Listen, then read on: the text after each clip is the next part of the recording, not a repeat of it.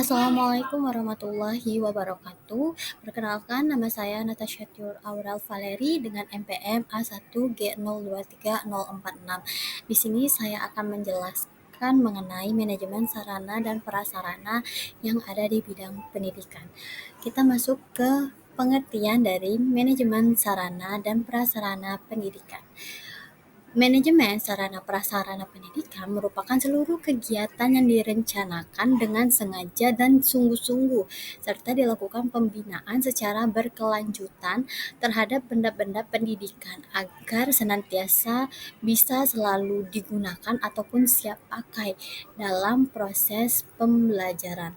Nah, sarana dan prasarana itu sendiri memiliki pengertian yang berbeda loh. Sarana adalah bentuk perlengkapan yang digunakan secara langsung dalam proses pembelajaran. Sedangkan kalau prasarana itu fasilitas yang hanya mendukung proses pembelajaran dan tidak terlibat langsung dalam kegiatan belajar mengajar.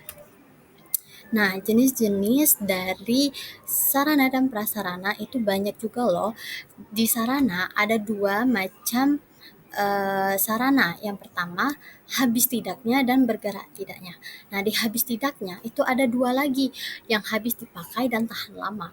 Yang habis dipakai artinya benda-benda ini yang didapat itu bisa langsung habis atau yang ketika digunakan itu habis. Misalnya spidol, tinta, kertas, penghapus, dan lain-lain. Nah, kalau yang tahan lama itu misalnya ada buku, bola dunia, perlengkapan olahraga, dan lain sebagainya. Nah, bergerak tidaknya itu artinya benda ini bisa dipindahkan ke satu tempat ke tempat yang lainnya. Nah, di bergerak tidaknya itu ada dua lagi, ada yang bergerak dan ada yang tidak bergerak. Yang bergerak itu ada meja, alat praktek, lemari, dan lain-lain. Ataupun mobil operasional, nah itu bisa termasuk ke dalam sarana yang bergerak. Sementara kalau yang tidak bergerak itu ada ruang kelas, gedung, lalu ada toilet, dan lain sebagainya. Nah, untuk prasarana itu ada dua, ada yang terlibat langsung dan tidak langsung. Nah, kalau yang langsung itu seperti ruang laboratorium, perpustakaan, ruang komputer, dan lain sebagainya. Nah, sedangkan kalau yang tidak langsung itu ada ruang guru, kantin, toilet, tata usaha, tempat parkir, dan lain sebagainya. Lalu tujuan dari manajemen sarana dan prasarana ini tidak lain untuk mengupayakan pengadaan sarana dan prasarana dengan sistem perencanaan dan pengadaan secara hati-hati sehingga sekolah memiliki sarana dan prasarana yang baik. Lalu mengupayakan pemakaian sarana dan prasarana itu dengan tepat dan efisien. Dan yang terakhir tentu saja untuk mengupayakan pemeliharaan sarana dan prasarana agar nantinya sarana dan prasarana ini bisa selalu dalam keadaan siap pakai ketika akan digunakan. Nah, peran dari sarana dan prasarana ini ada 5. Yang pertama, meningkatkan kualitas pembelajaran. Itu tentu saja. Yang kedua, menciptakan lingkungan belajar yang nyaman. Lalu meningkatkan motivasi dan partisipasi siswa. Menunjang kegiatan ekstrakurikuler itu sudah pasti karena sarana dan prasarana ini bukan hanya terlibat langsung dalam proses pembelajaran, tapi juga dalam kegiatan-kegiatan yang ada di luar pembelajaran seperti ekstrakurikuler dan meningkatkan efisiensi serta produktivitas guru. Lanjut, ada prinsip dari manajemen pembelajaran. Yang pertama ada prinsip pencapaian tujuan, yakni sekolah yang menyediakan atau memfasilitasi sarana dan prasarana itu harus selalu dalam kondisi siap apabila ingin digunakan. Jadi sarana dan prasarana itu harus selalu siap pakai. Lalu ada prinsip efisiensi, yakni pengadaan sarana dan prasarana sekolah itu harus melalui perencanaan yang matang sehingga sarana dan prasarana yang didapat itu bisa dimiliki dengan baik tapi dengan harga yang murah kayak gitu. Lalu ada prinsip administratif,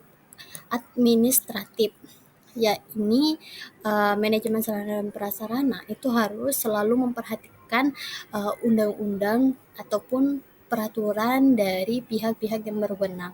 Jadi dalam menggunakan sarana dan prasarana itu tidak bisa semacam-macam atau sewenang-wenang. Jadi ada undang-undang yang harus diperhatikan di dalamnya.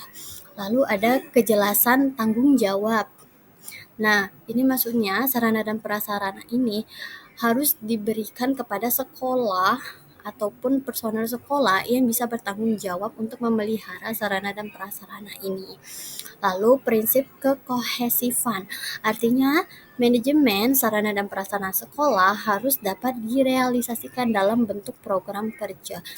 Jadi sarana dan prasarana ini nantinya bukan hanya sekedar benda-benda yang digunakan dalam proses pembelajaran, tapi juga bisa direalisasikan untuk program-program sekolah lainnya. Jadi benda-benda yang ada di sekolah bisa untuk program yang sekolah buat.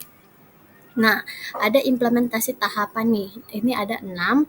Yang pertama itu ada perencanaan. Jadi di tahap ini itu kita akan mengidentifikasi kebutuhan apa saja sih yang sekolah itu butuhkan.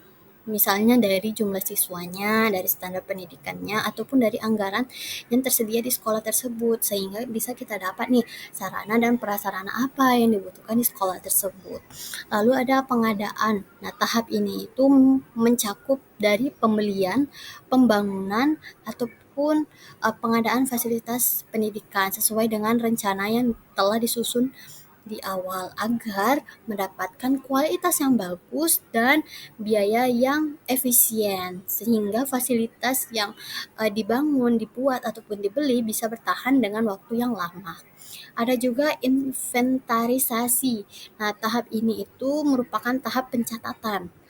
Jadi barang-barang yang diterima ataupun dibeli ataupun dibangun fasilitasnya itu dicatat terkait dengan kepemilikan barang-barang yang punya negara. Nah, itu dicatat ke dalam buku penerimaan ataupun bisa dengan membuat kode barang, kode barcode, lalu ditempel ke benda-benda yang ada tersebut.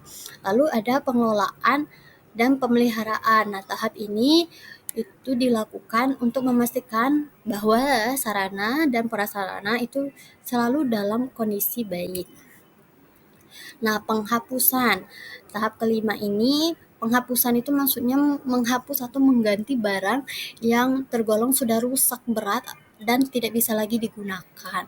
Nah, namun penghapusan ini dilakukan dengan alasan yang bisa dipertanggungjawabkan sehingga tidak menimbulkan kerugian. Dan yang terakhir, tahap yang terakhir ada evaluasi dan pengembangan. Nah, tahap ini dilakukan untuk menilai efektivitas dari penggunaan sarana dan prasarana. Nah, setelah dilakukan evaluasi, maka akan dilakukan pengembangan terkait dengan sarana dan prasarana apalagi nih yang akan kita butuhkan nantinya setelah dilakukan evaluasi tersebut. Nah, ini adalah salah satu daftar pustaka atau referensi yang saya gunakan dalam menyajikan materi ini. Cukup sekian presentasi saya pada hari ini. Saya mohon maaf apabila terdapat kesalahan dalam pengucapan ataupun informasi yang masih kurang jelas. Saya akhiri, wabillahi taufiq wal hidayah. Wassalamualaikum warahmatullahi wabarakatuh.